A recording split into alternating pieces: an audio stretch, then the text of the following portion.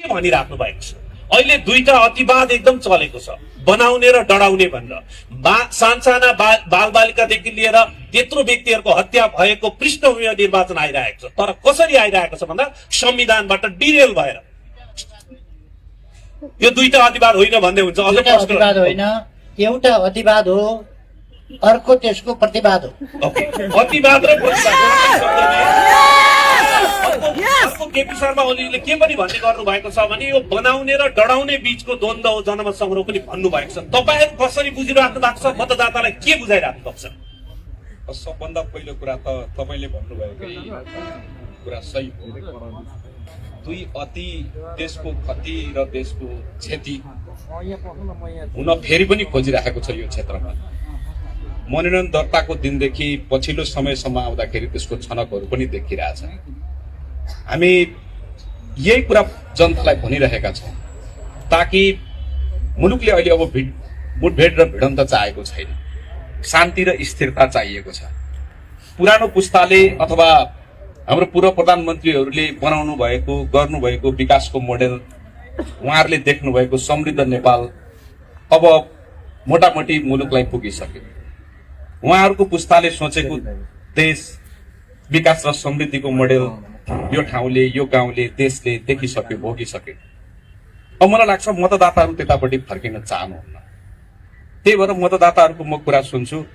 अब धेरैले अब भत्ता खानेतिर जानुपर्छ, सत्तातिर युवाहरू जानुपर्छ भनेको म सुन्छु। त्यो हिसाबमा हेर्दाखेरि जस्तो यो निर्वाचनको बेलामा जस्तो हामी देखिरहेका छौँ, यो स्वाभाविक निर्वाचन होइन र यो स्वाभाविक निर्वाचन होइन भने यो अस्वाभाविक कसरी भयो? मैले बुझेको के हो भने एउटा राजनीतिक नेतृत्वले राज्यका कुनै पनि संयन्त्रले गरेका सम्पूर्ण कुराहरूको जस र अबजसको भागीदार हुनुपर्छ। जिम्मेवार र जवाफदेही प्रशासन भनेको त्यो, सरकार भनेको त्यो। तर केपी ओलीले बच्चा मार्दैन भन्ने कुरा भनिराख्नु भएको छ। त्यसै गरी प्रधानमन्त्रीले गोली चलाउँदैन भन्ने कुरा गरिराख्नु भएको छ र आदेश पनि दिँदैन, एकजना प्रहरी अधिकृतलाई ल्याएर सोधे पनि हुन्छ। यो कुरा चाहिँ यो चाहिँ सर्वसाधारण जसले पोलिटिक्स र राज्यको चेन अफ कमान्ड बुझेको छैन उसको लागि भनिने कुरा हो। जसले पोलिटिक्स बुझेको छ, संविधान बुझेको छ, सरकार बुझेको छ, सत्ता बुझेको छ, संसारभरिको प्रचलनहरू बुझेको छ, प्रणाली बुझेको छ, उसको लागि चाहिँ यो हास्यास्पद कुरा हो। तपाईँ ब्याङ्क डुब्यो भने ब्याङ्कको सिइओले जिम्मा लिन्छ कि म्यानेजरले जिम्मा लिन्छ? कुनै पनि इन्स्टिट्युसनको कुनै पनि ओह्रालो यात्रा भयो भने त्यसको नैतिक जिम्मेवारी उसले भन्ला कि मैले घोटाला गरेको हो र मेरो ब्याङ्कको म्यानेजरले गरेको, उसलाई दोष देऊ न भनेर एउटा ब्याङ्कको अथवा कुनै एउटा इन्स्टिट्युसनको प्रमुख उम्किन पाउँछ? नैतिक जिम्मेवारी लिनुपर्छ कि पर्दैन? नैतिक जिम्मेवारी लिनुपर्छ नि। अब त्यस्तो कुरा मान्छेले यो कुरा भन्नुपर्छ कि यो कुरा साँचो उहाँले गरेको होइन, उहाँले होइन। तर देशको संविधानले के भन्छ भने देशको कार्यकारी प्रमुख, हेड अफ द एक्जिक्युटिभ भनेको प्राइम मिनिस्टर हो। त्यो प्राइम मिनिस्टरको कुर्सीले भन्नुपर्छ। हामीले केपी ओलीको जवाफ खोजेको होइन नि। उहाँप्रति व्यक्तिगत हिसाबले हाम्रो सम्मान छ, उहाँलाई धेरै भन्नु पनि हामीलाई छैन।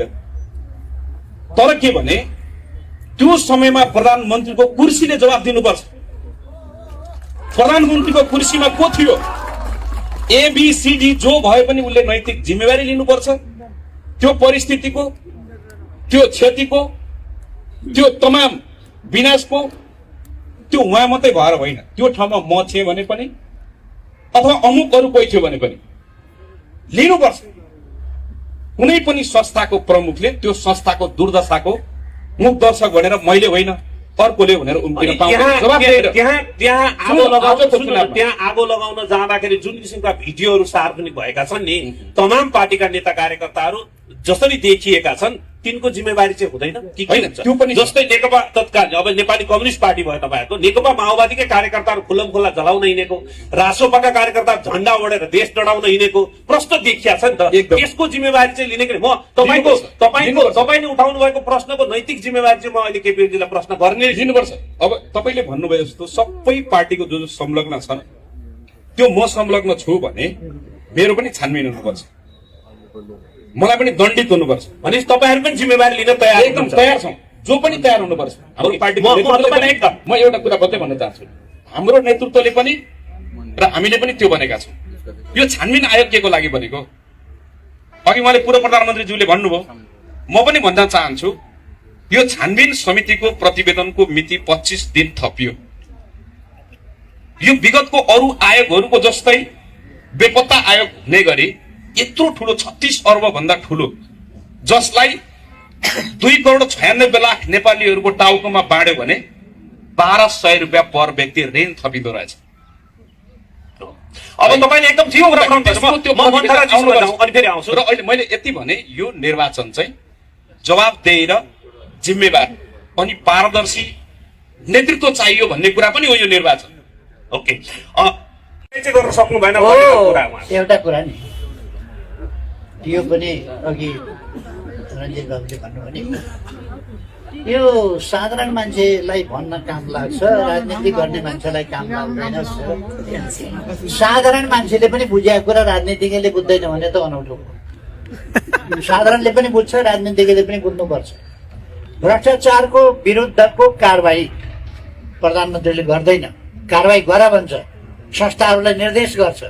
मैले अख्तियार दुरुपयोग अनुसन्धान आयोग होस् अथवा प्रहरी छानबिनकर्ता प्रहरी होस्, अभियोजनकर्ता सरकारी वकिलको कार्यालय अथवा महान्यायाधिवक्ता होस् अथवा न्याय दिने अदालत होस्, कसैलाई नगर होइन गर भने तर त्यो पहिले सेटिङमा नियुक्ति हुन्छ अनि काम हुँदैन भन्ने आरोप आयो के? कहाँ सर्वोच्च अदालतको न्यायाधीश सेटिङमा नियुक्ति भएको छ? त्यसो भए त अहिले कुरो हाम्रो पक्षमा फैसला गर्थ्यो होला नि त। कहाँ गरेको छ त? यति सबै हुँदाखेरि पनि कहाँ गरेको छ? म उहाँसँग आएर तपाईँसँग आउँछु। म उहाँ यही विषयमा एउटा थप्न चाहन्छु, छोटोमा म थप्न चाहन्छु भने देशको प्रधानमन्त्री कार्यकारी भइसके पछाडि देशको संवैधानिक परिषदको पनि प्रमुख प्रधानमन्त्री हुन्छ।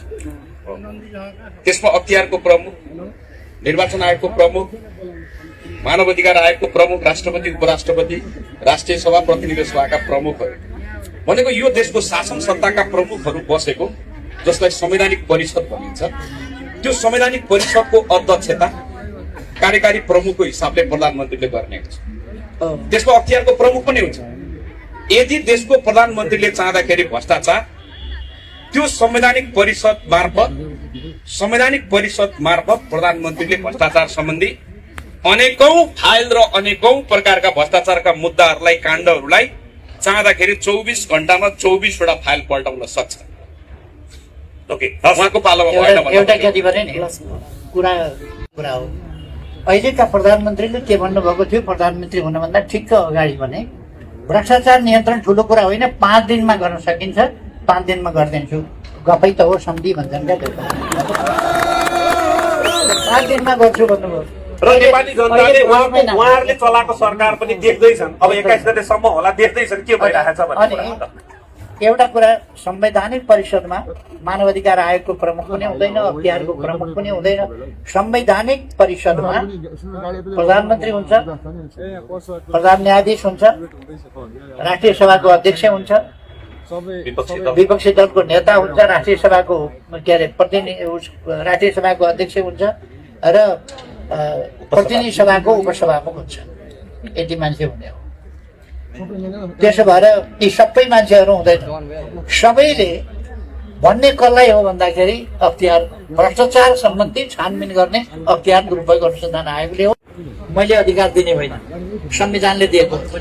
मानव अधिकार आयोगले प्रधानमन्त्रीलाई पनि प्रश्न सोध्छ, प्रधानमन्त्रीलाई पनि स्पष्टीकरण सोध्छ। विभिन्न सानातिना कुराहरू छन्। हामीले यदि प्रेस जगतलाई अलिकति रोक्न खोज्यौँ भने सूचना आयोग अगाडि आइपुग्छ प्रश्न सोध्न, किन रोक्यौ भनेर। यस्ता कानुनले सबैलाई आफ्ना आफ्ना ठाउँमा राखेका हुन्छ। प्रधानमन्त्री कार्यकारी प्रमुख हो, तर जे मन लाग्यो त्यही गर्न पाउँदैन, गर्न दिनु पनि हुँदैन प्रधानमन्त्रीलाई, किन स्वेच्छाचारी हुन्छ। अहिले विकास एक दुईवटा मोडेल देखाएर जो कुरा भइरहेछ नि, हामीले त देशको प्रधानमन्त्री बनाएको नि विगतमा यहाँबाट। देशको प्रधानमन्त्रीले 5 वर्ष 10 वर्ष संविधान बनेको 10 वर्षमा 5 वर्षमा प्रधानमन्त्री भयो, उहाँले स्वीकार्नुभयो। शिक्षा ऐन अहिलेसम्म आयो, हामी एउटा दुईटा स्कुलको कलेजको कुरा गरिरहेछौँ नि। स्वास्थ्य ऐन आयो, 3वटा सरकार छ नि हाम्रो। प्रहरी ऐन आयो, निजामती कर्मचारी ऐन आयो। एउटा राज्यले गर्नुपर्ने नियम कानुन बनाएर शासन गर्ने हो नि राज्यले। एउटा नियम कानुनको जुन मूल नियम कानुन बनाउनु पर्ने त्यो एउटा पनि बनेन। तपाईँको नेतृत्वले मसँग जादुई नम्बर छ भन्दै सरकार परिवर्तन गर्दै गर्दै अस्थिरता मच्चाएपछि त्यो पनि अर्को कुरा के हो भने 32 सिट भएको पार्टीले 10 वर्षको इतिहासमा सबभन्दा धेरै सुशासनको र भ्रष्टाचारको विरुद्धको फाइल खोल्दा खोल्दै उहाँहरूले पछार्नु भएको हो नि त उहाँलाई। त्यो बिर्सिनु भयो नि तपाईँहरूले। गिरीबन्धुको कुरा उठाउँदै गर्दा हो नि, अरू धेरै भ्रष्टाचारका मुद्दाहरूको फाइल खुल्दै गर्दा हो नि। त्यो सत्य त तपाईँहरूले भुलिदिनु भएन नि। अनि म तपाईँलाई भन्न चाहन्छु पूर्व प्रधानमन्त्रीज्यूलाई, यहाँ स्कुल कलेजको त मलाई हालत थाहा छ कि कति प्राइमरी स्कुलको के छ। कलेजमा 100 जना विद्यार्थी छन् प्रधानमन्त्रीज्यू। गौराजा क्याम्पसको भवन नभएर स्कुलमा पढाइराखिएको छ। 300 भन्दा बढी विद्यार्थी छैनन्। आकर्षक प्रोग्राम छैन प्रधानमन्त्रीज्यू। रिमोट एरियामा भूमिहीन सुकुम्बासी र मजदुरका छोराछोरीहरूले अहिले पनि शिक्षा दीक्षा राम्रो पाउन सकेका छैनन् प्रधानमन्त्रीज्यू। तपाईँले भन्नुभएको यो अब सुन्नु मैले एउटा सुन्नु न रञ्जितजी, पूर्व प्रधानमन्त्रीले भ्यू टावर बनाउनु भयो। गौरीगञ्ज गौरादको तल्लो बेड यहाँ माथि चपेटीमा कहिलेकाहीँ साथीहरू यसो हावा खान जानुहुन्छ, त्यहाँ फोन लाग्दैन। तपाईँले यत्रो भ्यू टावर बनाउनु भयो, यहाँ टेलिफोनको टावरको कुरा छ जनताको। अब मैले म प्रधानमन्त्रीज्यूलाई एउटा कुरा सोध्न चाहन्छु। मल बिउ सिंचाइ त यस्तै भयो। अहिले किसानको धानको भाउ 1 मनको कति छ पूर्व प्रधानमन्त्रीज्यू? अब मैले खालि तपाईँलाई के भन्न खोजेको भने तपाईले पनि जोसँग पनि मिलेर सरकारमा जम्प गरिराख्ने कारणले गर्दा पनि अप्ठ्यारो निम्त्यो कि त्यसको जिम्मेवारी तपाईँले लिनुपर्छ। जस्तै राम्रो छ कि आफू जस्तै सुध्रेको बदलेको छ कि भनेर अरूलाई विश्वास गर्न हाम्रो गल्ती हो र? अनि भन्दाखेरि कसम खाँदाखेरि धोका दिएपछि 2000 हाम्रो हो र? ठिक छ, 2074 मा सत्तो सराप गर्ने फेरि 79 आउँदा मिलिजाने, नेकपा एमाले सरकारमा जाने, काङ्ग्रेससँग मिल्ने सरकारमा, राष्ट्रपासँग मिल्ने सरकारमा जाने, जोसँग तयार हुने उस्तै पर्यो। यो खालको अस्थिरता तपाईँको नेतृत्वबाट पनि आयो। तपाईँ दोषी हुनुहुन्न होला, तपाईँको नेतृत्वबाट पनि आयो कि भन्न म यस्तै उहाँसँग पनि लिन्छु। तपाईँहरूको शासन सञ्चालनको पद्धति छ नि म्युजिकल चेयर, केपी ओली शेरबहादुर प्रचण्ड, फेरि 2 जना मिल्यो, फेरि केपी ओली फुत्त बाहिर, फेरि 2टा यता, फेरि केपी ओली र शेरबहादुर अर्को फुत्त बाहिर। यो म्युजिकल चेयरले पनि जनता त वाक्क भगाउने, किन त्यसो? अरूले पनि सरकार बनाए हुन्छ नि त, किन नबनाए? कसले रोकेको थियो र? सरकार बनाउनु त रोकेको थिएन। अब एउटा अरू पनि सप्रिय कि हामी जस्तै भनेर मिलेको उहाँले एकजना साथीले त्यो भनिहाल्नु। म यसमा टिप्पणी नगरौँ, धेरै टिप्पणी नगरौँ।